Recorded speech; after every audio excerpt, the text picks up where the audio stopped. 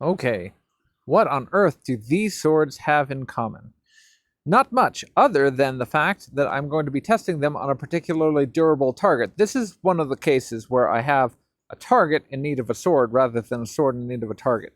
That's not entirely true. I have some swords like this one here, which is the LK Chen Song Zhanmadao, which are so big that it's very difficult to find things that can actually test the full cutting capacity of it. I don't have, this is called a horse chopping saber, and I don't have a horse to chop. This is a longsword made by Cloudhammer Steelworks, and this is another Zhanmadao from LK Chen, this one from the Ming Dynasty. And all of these swords have tremendous ability to cut, and so if you just put them up against a typical target, it's just going to go right through. And I don't like to see that. I love seeing it when the sword cuts and then stops, because that shows me how far it can penetrate into something. So if a very light sword only cuts halfway through an arm, then I know, okay, this sword is half an arm cutting sword. Or if it cuts halfway through a torso, I know this is a halfway cutting through a torso sword. These swords will easily cut through, a simple limb or anything like that. But how much is too much? Well, I have a very big target over there, and we're going to start with something smaller. This is an oxtail saber. This is an LK Chen Niu Wei Dao, and it's meant for going up against light targets, so targets that are clothed in fabric, etc. And so we can test this sword against the target first and see if it cuts against it at all, and then if it succeeds or if it doesn't, we can move on to the next targets.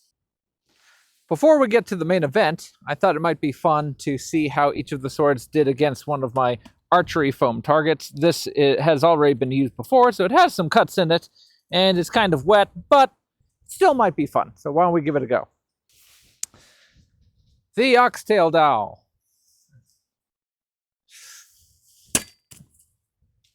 Pretty convincing. Not too bad. Making it about halfway down. It had a little assistance since there were some cuts going in this way, but that's still a pretty good cleave.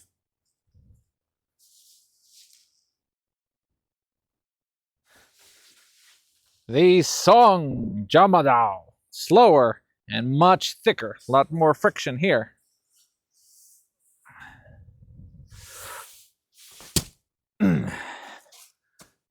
It went about 3/4 of the distance of the oxtail, although I think it went through a much more solid piece. Now, I haven't had the chance to formally review this longsword, very kindly lent to me by Kane Shen, and I believe it was originally provided by John from RVA Katana, from Cloudhammer Steelworks. It has been sharpened by Kane Shen, and I happen to know it's quite sharp. I've done limited testing on light targets before. Let's see how it performs.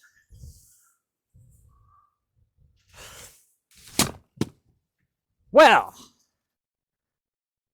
that was pretty effective, I'd say, against this type of a target. Not too bad a showing from the longsword. Am I even going to have any target left for the horse cutting saber? Not sure. Nice showing.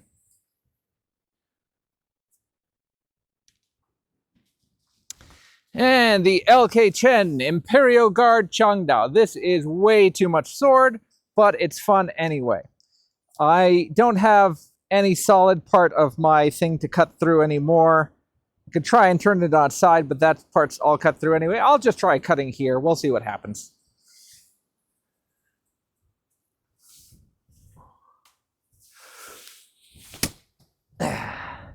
It didn't cut particularly deep this time. I was surprised. Usually it cuts quite a bit deeper. This time, it was the least deep of all of them. Very interesting. All right, so the winner of this contest was the longsword. Very interesting. Let's see about the next test we have. Okay, so my ultra hard target is here. This is a retired picnic table that my kids used to use. It is very hard plastic. To be honest, it's so hard, I'm not sure that many of these swords are even going to be able to break through. Here's a machete. If I just take it and clonk it.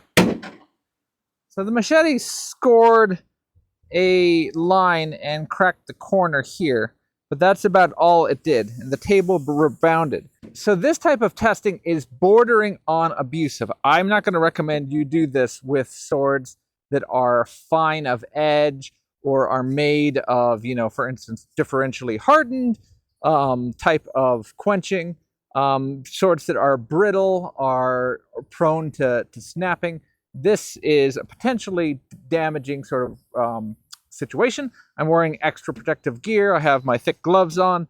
I'll stay out of the way, so hopefully I don't end up like the guy on the QVC channel. So we'll try strikes with each of the swords. We'll see if anyone can do better than the machete, who seems to have scored about 2.5 centimeters. All right, machete, you're the one to beat. All right, Oxtail Dao. This is again meant for light targets. It is not meant for chopping through a tree. Not even meant for as heavy work as the machete, believe it or not. But it will take a limb off of a body.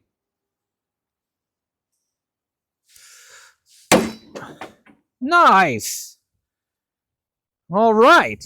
That beat the machete by quite a bit, and it's caused a clean cut about 4 centimeters, and it's caused a deeper cut down to about maybe 10 centimeters or so.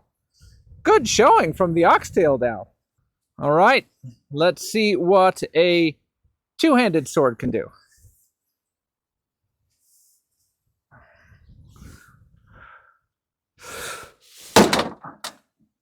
Well, that was pretty dramatic.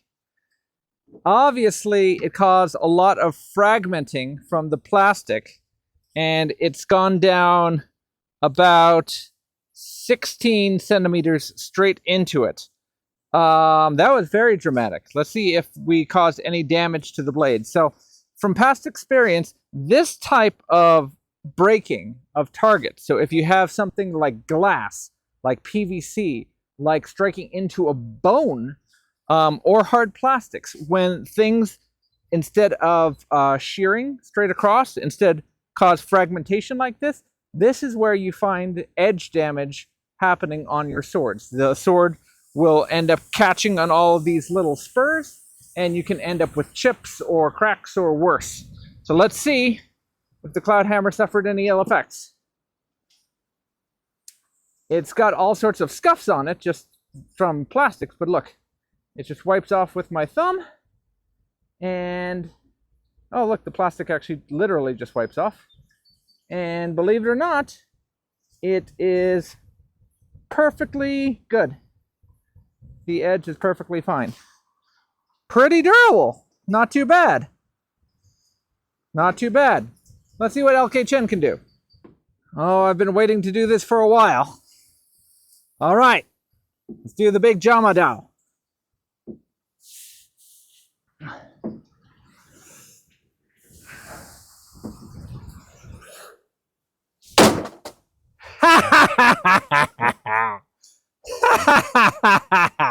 We finally found a target that the Zhanmadao can be used again. That is a wicked mean cut.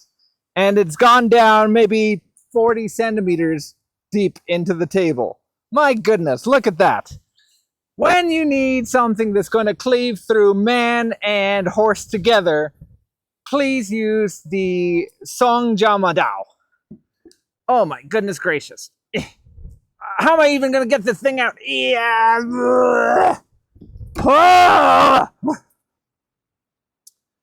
And I'll inspect the edge for damage. And LK Chen has also made a very nice sword. It has superficial smudges on it, but the edge is fine. We have made it all the way through successfully. And for completeness sake, we will try the Ming greatsword.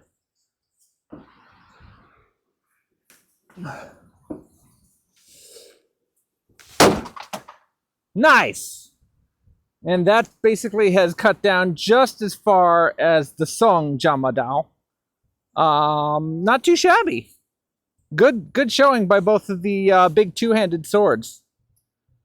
I can't, superficially, I don't notice a lot of difference between the two. I'd say that the Song perhaps had slightly more wobbles in its cut, and this one cut down more directly, but it's hard to say. The plastic is a very weird and unforgiving medium.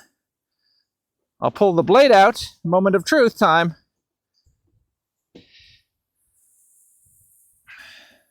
Some little plastic residue. And even though we have a super duper fine edge, there is no damage. We just have a beautiful edge all the way along it. I haven't mentioned this publicly, but this sword was previously damaged by accidentally chopping into a steel pipe, and it was reprofiled by my good friend Eric Estland, who we've seen on the channel before. So a special thanks to Eric Estland for bringing the sword back to life. It is functioning beautifully. So, just in quick summary, I think this was a really good showing by all of those swords. It's one of those weird times where I didn't know what I was going to be able to use to be able to get through such a hard target, and I think that the swords I picked were the right ones for the job. Very good showing from the Oxtail Saber. I didn't know what to expect from this Cloudhammer Steelworks longsword, and I have to say, for the first time out, I'm actually pretty impressed at its handling. I'll have more and stronger opinions on it in the formal review, but initially the impressions I have of it as a performance sword, especially with the edge that I was provided, are very favorable. So a special thanks to Kane Shen and as well RVA Katana, if they are the ones who provided it, and a very good showing from LK Chen for making such durable swords that are able to take a little bit more abuse than I usually put my swords through. So, hope everyone enjoyed that. Until next time, take care.